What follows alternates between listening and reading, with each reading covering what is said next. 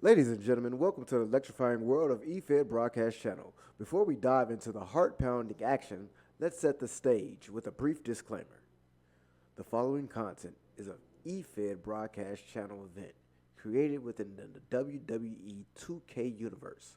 All characters, storylines, and events are fictional and exist solely for entertainment purposes.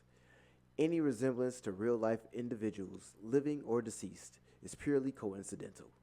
Viewer discretion is advised.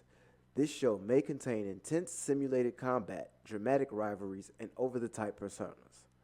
It's all in good fun, but please remember that these are digital avatars, so grab your imaginary popcorn, suspend your disbelief, and let's get ready to rumble. Now, let the virtual battles commence. I like your take on boobies. And I like boobies. Gun, higher. I am the higher. Don't Test higher.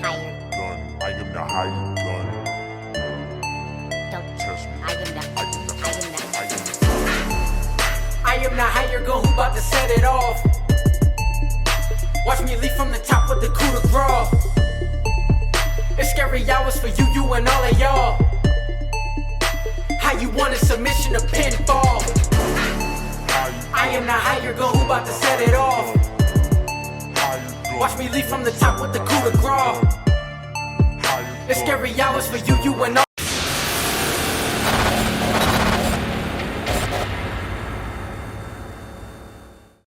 And welcome to the Turnbuckle Talk Podcast with your host, the Higher Gun. First, like, subscribe, share. How y'all doing, y'all? So, I'm back. So, there was some stuff I didn't talk about on the pay-per-view, like the main event, the main event. And I can talk about Raw. So let's do it. So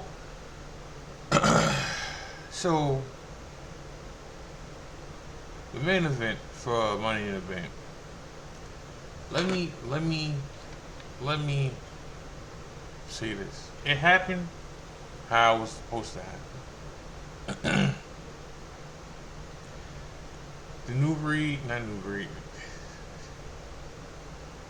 Bloodline 2.0 won. Like they won. Like it was supposed to happen, And then you can't have them lose. Damn the pin. Okay? Forget the pin. Like the pin, like Solo pinning Cody had to happen. But the Bloodline 2.0 they have to win. It don't matter who it is right now. It can be Cody, Seth, and Sammy. It can be Owens, Sammy, and Orton. It can be Orton and whoever. The Bloodline 2.0 has to win. Like, they have to put on clinics. They have to win. And 9 times out of 10, Solo got to get the pin. But in this case, he had to get the pin. He's making moves. Right? And he's getting louder and louder with his moves. And at one point, he wasn't talking about Roman. Like he wasn't taking shots at Roman. But now, he's taking shots at Roman. And he has to. Like, I didn't talk about SmackDown that much in the last episode. But he had to. In that video he did, those were shots directly at Roman. Because we know what's coming. Like, we know Roman versus Solo is going to be a thing. It has to be a thing, right? That's why he takes his shots now. Like, Solo is feeling himself right now. Pause. Solo thinks he's the shit, which he should think that, you know. And he should, and again, he should feel like no one's touching him. Now, my only thing about the situation is this: Solo doesn't have a wise man, or they don't have a person to be Solo's wise man. They don't have a person I've been thinking the last couple days, who could they put as Solo's wise man to replace Paul Heyman? And it's really no one they can do. Like, you call up Robert Stone. So, if Buddy, who went to TNA,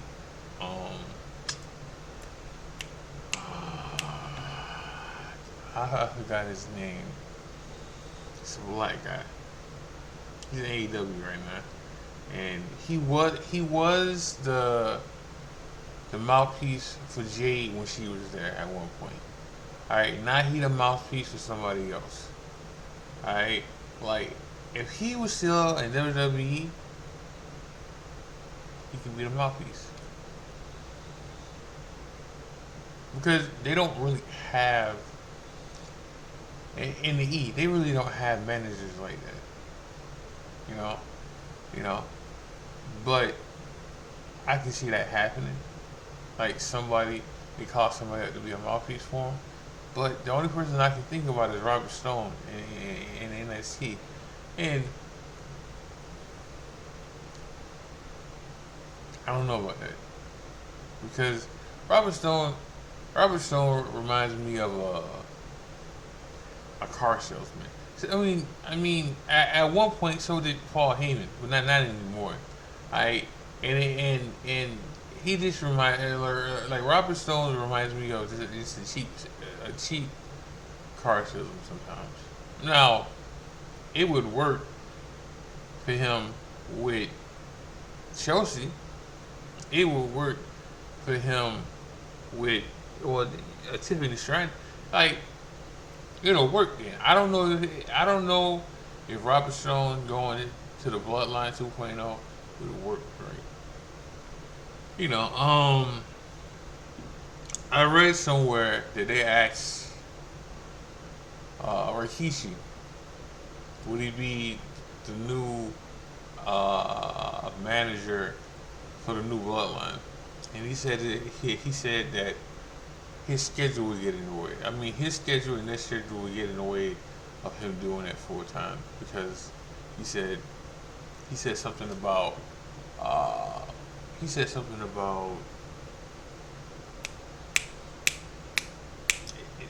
it's more than him than it is wrestling now.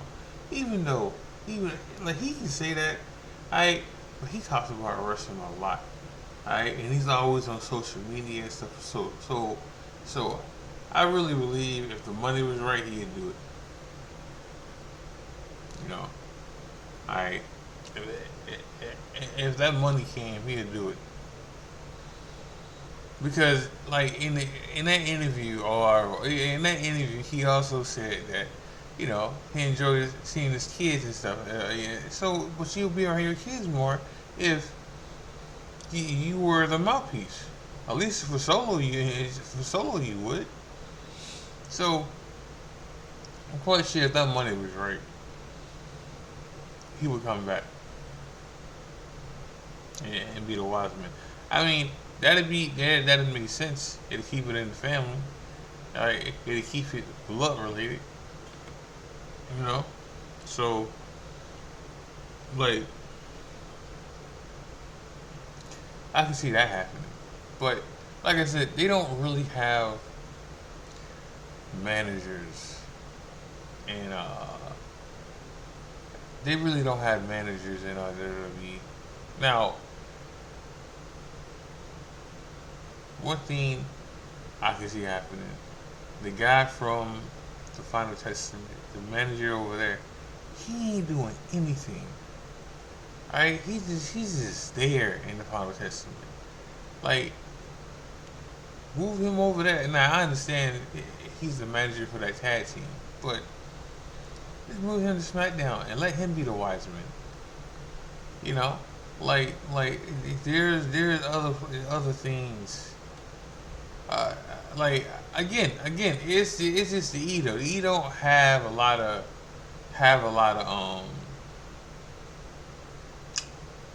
they don't have a lot of managers. Like they just don't. I can see the dude from Chase University being a manager, but it wouldn't fit right in the Bloodline 2.0. Like it wouldn't. So, but again, the right team won, and the right person picked him. Now, saying that, how we got there is Jacob Fatu ran house. Like every time he got in the ring, he ran house. Every time there was a problem, he was the counter for it. So he really is the enforcer, right? That's something that I know a whole lot about too. So, but he really is the enforcer of that group, you know, and nothing wrong with that. I also feel like him being there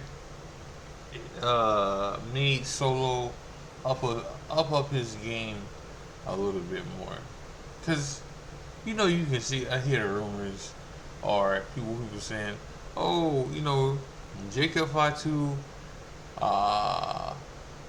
is gonna outshine Solo, or this is what Solo should be.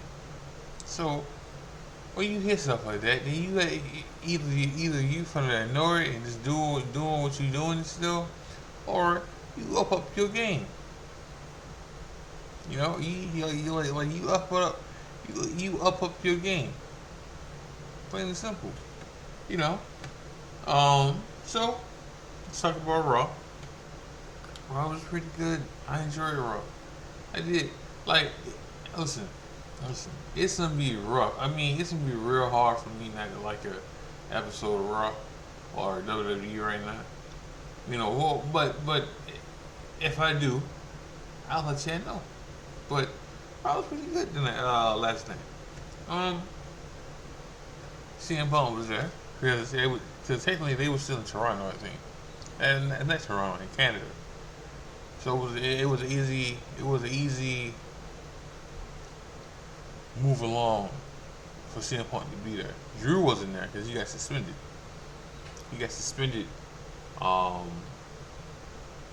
Yesterday. He got fined and he got suspended. Punk got fined too. Okay, and then Drew said something on Twitter.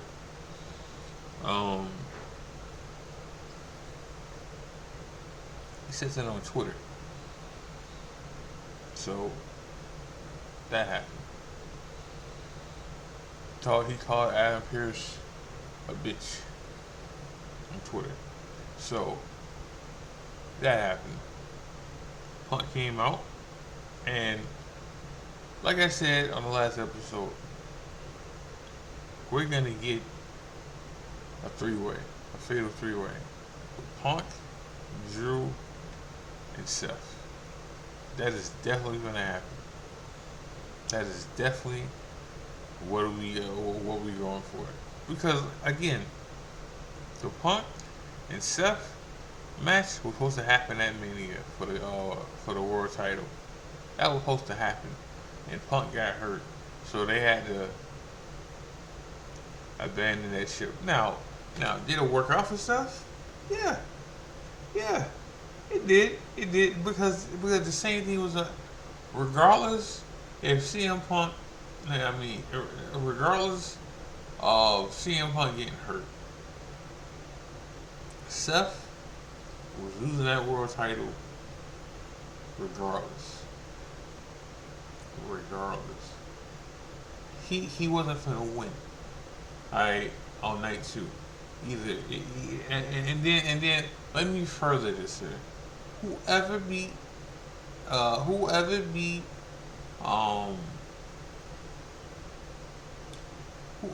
Seth was getting cast in on. So if Punk would have beat Seth, Punk would have got cast in on. If Drew, which he did, beat Seth, he got cast in on. He would have got cast in on, which he did. Even if Seth would have retained, Seth would have got cast in on. Like that shit was gonna happen regardless. Okay? But the outcome, besides CM Punk being champ, the outcome worked out great for everybody. The outcome worked out great for everybody because now you have other plans to go by. You got this Drew versus Punk that's been building, and now you can go back to the Punk and Seth Rollins. That had to be put on hold for a little while, and now it's not. Now we can unpause it and just go ahead and keep it rolling. You know, like I seen something the other day, today, that you can make them win the tag team. You can make Drew and Seth win the tag team titles if you really wanted to. You know, because my enemy is my friend, or keep my enemies closer. That shit can happen. Because especially what Seth said at the end, Seth said that he's gonna make sure that CM Punk doesn't get Drew. So if we don't get a fatal 3-way at SummerSlam, do we get either we get a fatal 3-way or we get Drew versus CM Punk and Seth causes him the match. But then that means Seth doesn't have a match at SummerSlam. No. Then we get a fatal 3-way. And Seth causes CM Punk to win. That's what I think is gonna happen. Seth tosses CM Punk to win at SummerSlam. That's what I think is gonna happen.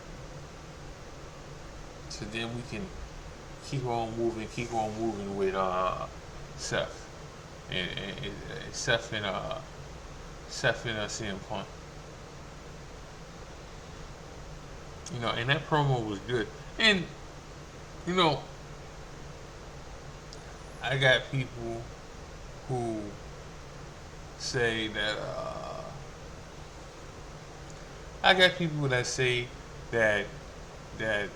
CM Punk's the heel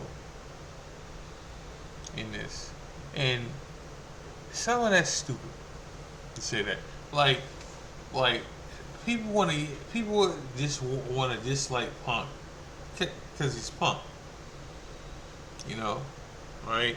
And they just want to forget about the shit that Drew did. Like my wife does that shit.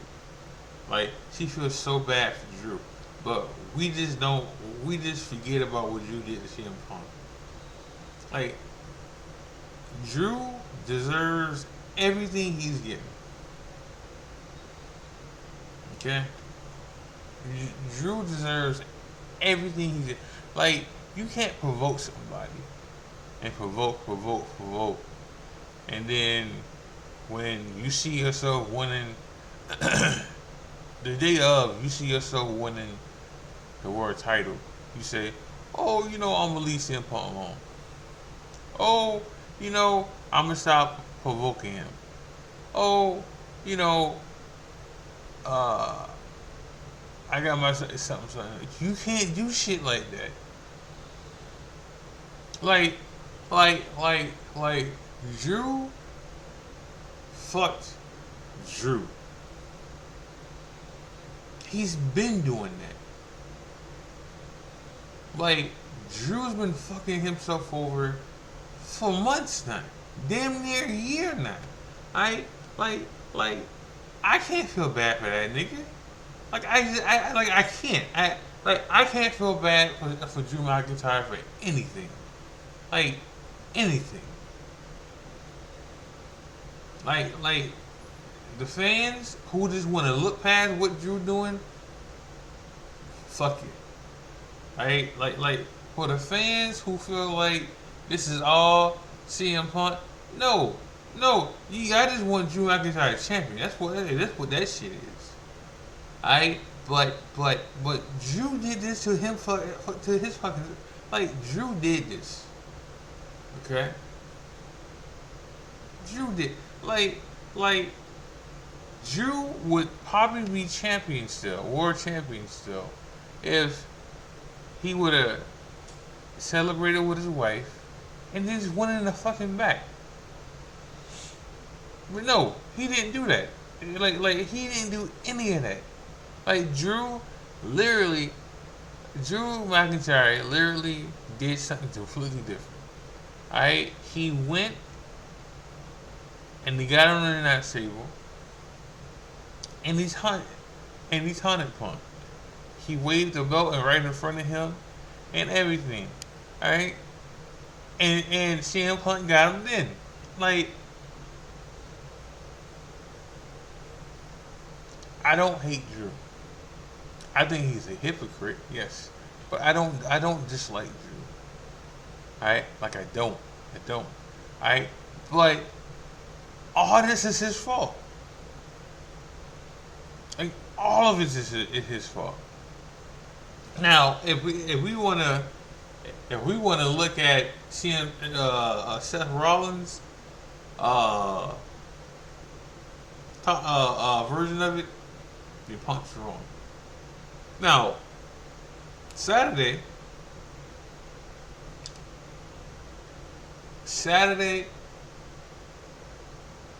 Punk didn't think about Seth and what happened to Seth. Like, he didn't, and he shouldn't have. So I'm gonna say that, like, even though Punk was wrong, Punk shouldn't have to think about what happens to Seth Rollins if I do this, because he shouldn't think about that, because of like that, it wasn't really about Seth to him. Like, it wasn't. So there's nothing to feel bad for Seth.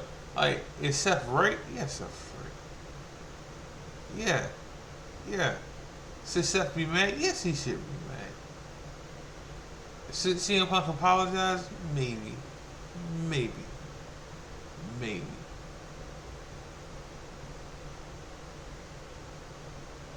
Just little.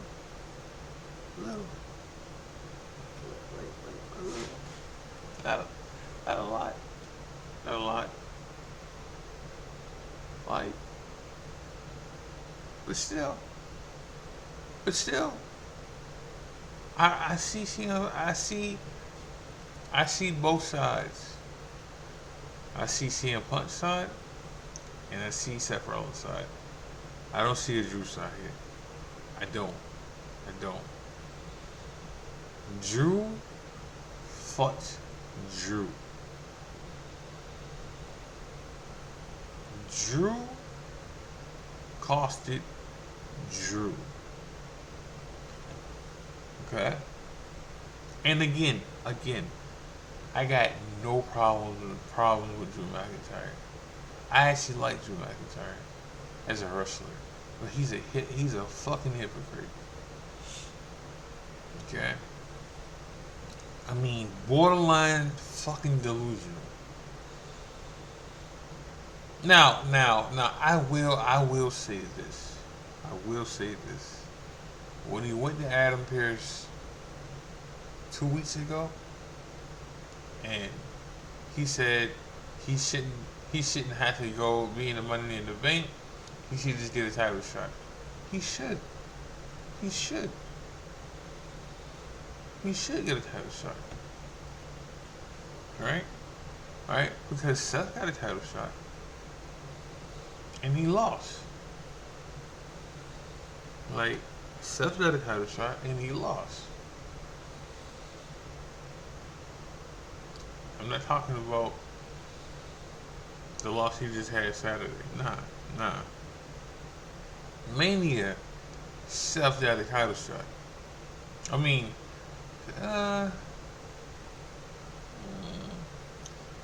never mind. Because technically, Seth should have got a title shot. So I can't even have Drew side on that. I can't. Because Drew should have got a rematch just like Seth got a rematch. Because both of them are former champions, world champions. So by wrestling law, they both should get rematches. Because both of them are former ex-champions that never got a rematch when they lost. So it's like that. So Drew's right about that. Drew should have got a rematch without the Money in the Bank situation. So moving on. Let's talk about Bron. All I heard Saturday and Sunday, and some on Monday. Oh, they burned Bron Breakker. Bron Breakker should have won. Bron Breakker looks weak. They made him look weak. How do you make somebody look weak with one loss? With their first loss.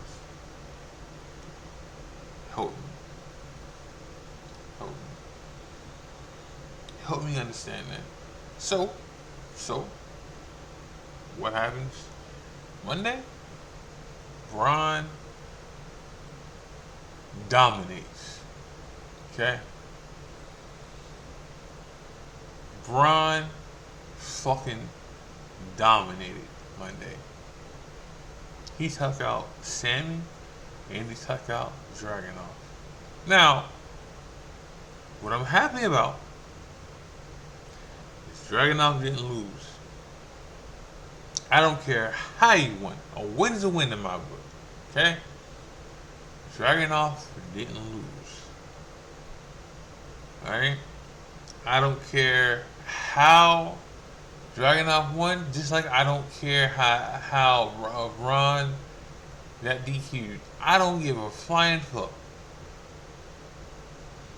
Alright? I don't care. Like, I don't. A win's a win in my book. And that's how I feel about it. A win's a fucking win in my book. Like, but Bron Breakker dominated. Now, did Bron and Dragunov have a good match? Hell yes. Yes, they had a good match. They had a real good match. I hate that it ended in a DQ, but I also understand the DQ. Because you don't want to burn Dragunov and you damn sure don't want to burn Bron Breakker. You can't. It shouldn't happen to neither one of them. Especially with Bron. Okay? Especially with Bron. So,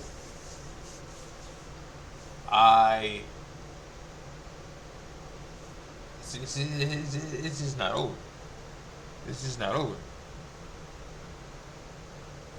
You know, Bron Breakker made that clear what he wants. He wants the IC title from Sammy. Now, whenever they fight again, now, do you make that a fatal three-way? That's the question.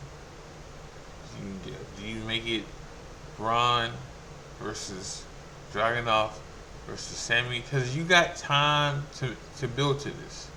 But do you want to have two fatal three-ways on the same card? That's the question. Do you want to have two fatal three-ways on the same card? Both title matches. I can see it. I can see it. Because you will have Drew versus Punk versus Seth. Then you will have Sammy versus Bron Breakker versus Dragunov. That shit work. You just can't have the same ending. That's all. You just can't have the same ending. That's all. So what is that? Let's talk about Rhea. Let's talk about her coming back last night. So it's easy for me to say I knew she was coming back 3 weeks ago, right? But I didn't. It's easy for me to say that when they made this match with Selena Vega and Ray versus Dom and Liv, that Rhea was showing up. Nah. When I maybe I thought about it. When this match was announced over the weekend, maybe I thought about it. On Sunday, maybe I thought about it. Maybe I was like,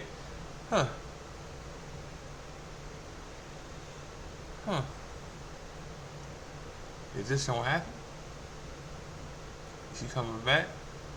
But maybe then. But for sure, when Damian Priest answered his phone and said, "Yo, where you at?" Alright. I knew then who it was. Okay? Alright?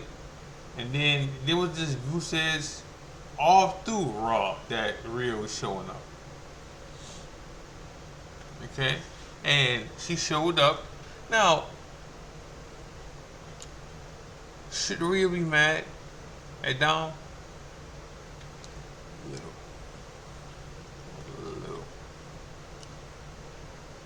Little. Should Rhea have waited?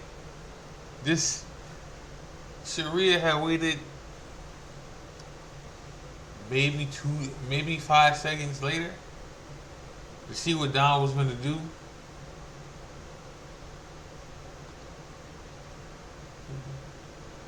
Because here's the thing. What did Dom do? For this 2 months, for two straight months, what did Dom really do for Rhea to get mad at him? Did Dom kiss Rhea? Huh? Did Dom go to the hotel when he wasn't supposed to? Did Dom flirt with Liv? Huh? Not Rhea. Did Dom do anything for Rhea to be mad at him? Like, the most Dom did was probably this Monday, alright? And even then, Liv was applying pressure to Dom. It wasn't Dom applying pressure to her. Like Dom hugging Liv Morgan it's still borderline on what the fuck did Dom do for Rhea to be mad. Alright, it's still borderline what did Dom do for her to be mad at him. Like he didn't do anything wrong right now, and like he didn't fold. Like if he would have folded last week or this week, which this week was the closest he's ever came to folding to Liv. But if she would have waited 5 more seconds. Now, point granted, Raw would have went off without that happening, because Raw went over. Rhea came out, Liv dipped. Rhea looked at Dom, and listen, it was like a sad fucking puppy. Okay, but again, let's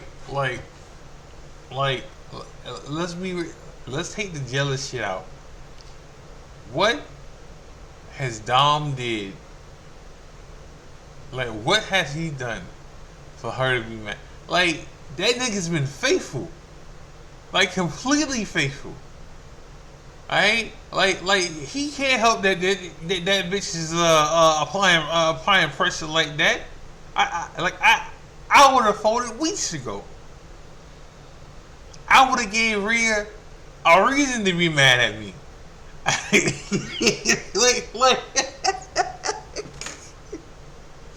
But what did Dom do? He didn't do jack shit for her to be mad at him. Alright? Like Liv plan didn't go how she wanted him to go because Dom never fucking folded. Like, did he accept presents? Okay. They all did. If y'all want to say that Dom accept presents and that's why Rhea should be mad at him, I can't even knock out for that. Alright, because he shouldn't have accept any of the presents. Did he cheat? No. Didn't. Should he have cheated? Maybe. If someone's giving you more attention, and if someone's doing stuff that the other person's not doing, you should cheat.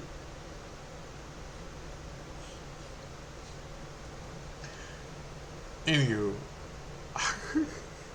it's good to see Rhea back.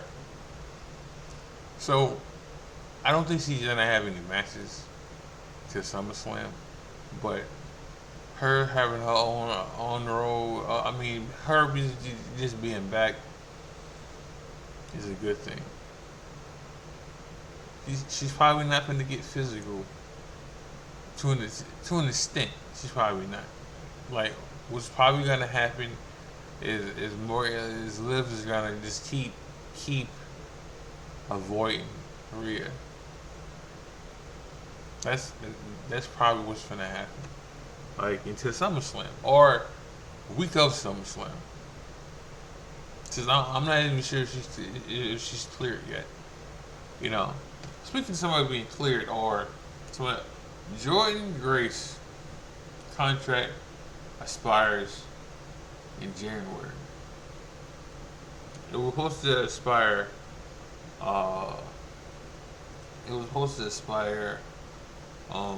In the summer. Next summer, not this summer. Next summer. But it's expiring in January. It's coming up. So I can see two ways this goes for her. Either she signs back with WWE. I mean, not WWE. Either she signs back with TNA, or she goes to WWE. You know, and notice I didn't say AEW. So the reason I'm not saying AEW because I thought about it a couple last month that she could go to AEW, But I thought about it today and yesterday. She probably won't go to AEW on the sole purpose of what Tony Khan did to her husband. When Tony Khan brought RRH, he didn't even give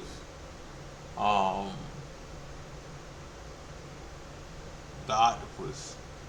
I can't remember his whole name. But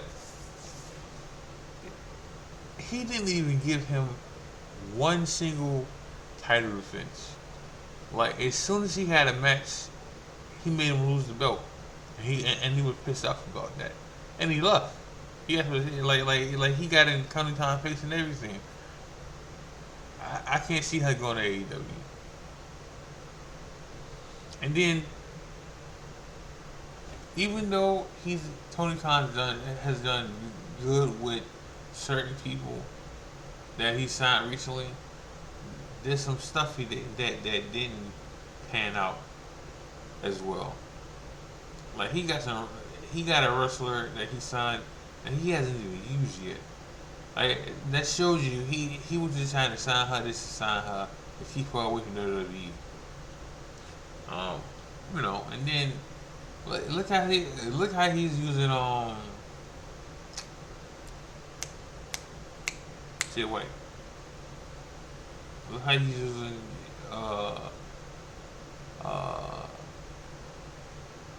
Jay Lethal. You know, and I'm not saying he's not using other people good, because he's obviously using Will Ospreay good. He's obviously using Okada good. Okay, so I'm not saying he doesn't use everybody good or bad, you know, but Georgia Grace ain't going there. Like, she's not. She can be a bigger star in WWE. I can see her going to WWE because she's already doing things there anyway.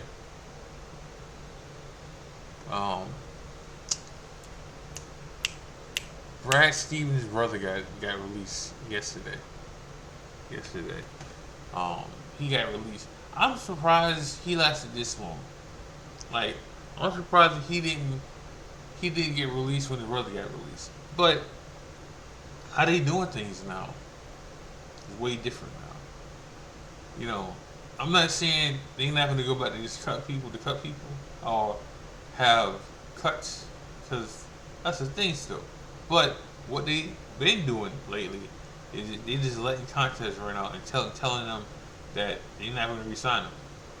And that's what happened with what's his name? Let me give him his respect. Let me give him his respect before I sign off.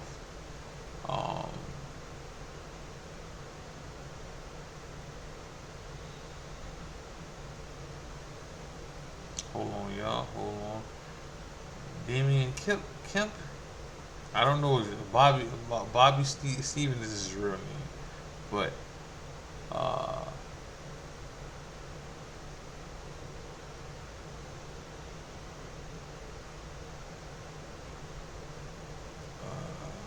on.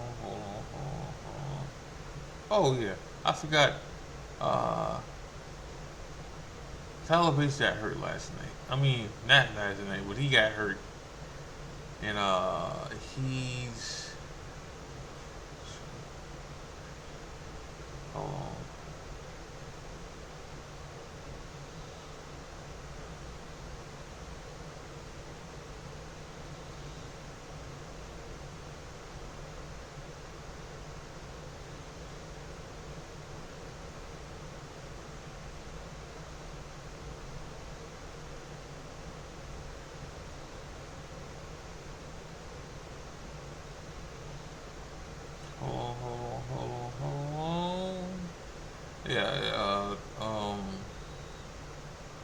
Damian Kemp. Alright, he was with the Quarter Club, you know, and you can tell that they're gonna let him go on that because of that. So, you know,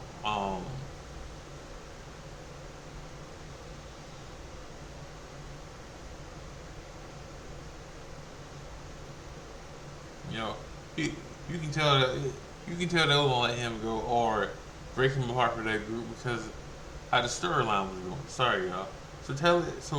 Tyler Bates, he's hurt. He just had surgery on a torn pec, so he's out. He's out. He's out.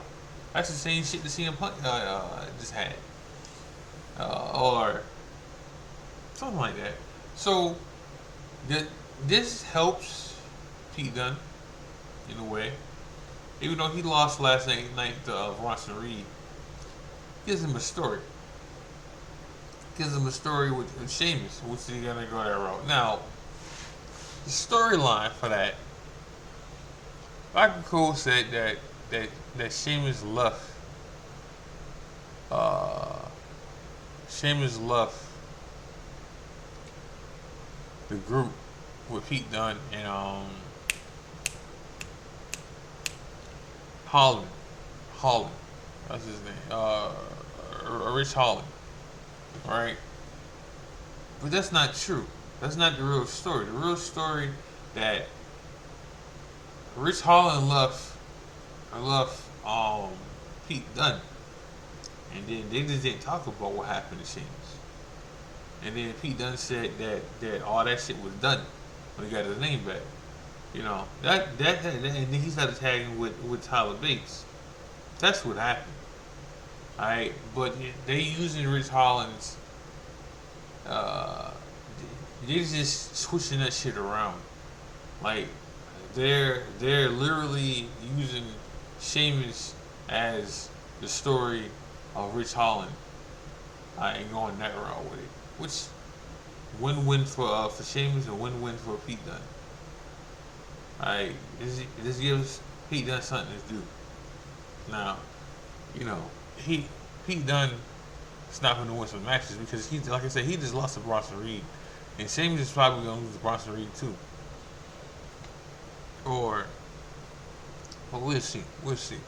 But I'm going to end the show with that. Make sure y'all like, subscribe, share. Make sure y'all watch wrestling. Make sure y'all watch New Breed. Make sure y'all watch EFED in general. Make sure y'all like, subscribe, share. This is the High Gun. Y'all bless. Love y'all. I'm out.